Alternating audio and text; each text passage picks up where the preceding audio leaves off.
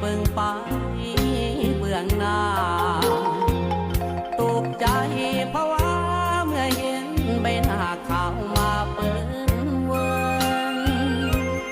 ตกกระจายสงสัยสิเป็นคู่เพิ่นคัน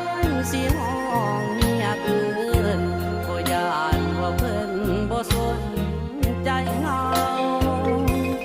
จุดหนึ่งที่เด่นอยู่ไหนใบหน้าพอยิ้มนั้นนาจังแม่นถ้าคอยอยู่บ่เศร้าลูกสาวไผน้อคงสิบ่เคยเหงายิ้มให้เบิ่งแน่น้องสาวยิ้มให้จากสาวนาทีอายสิเอาหัวใจบันทึกยิ้มน้องบันทึกคอยแก้มบนขออีน้องไว้เป็นยาดีบันทึกสวดทรงของแอวองค์โสพีตลอดไปทางท่าทีที่น้องนั้นมีประจำจุดหนึ่ง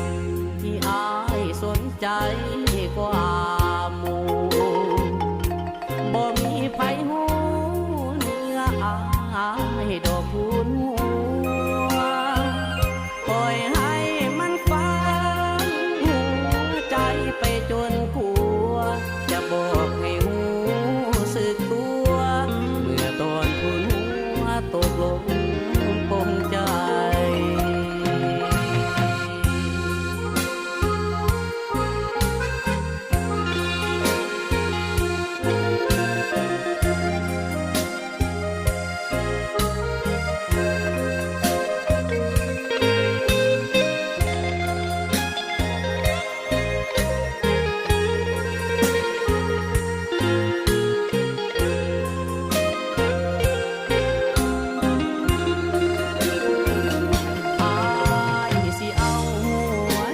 บันทึก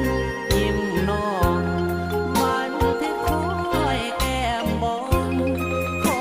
อีน้องไว้เป็นยาดี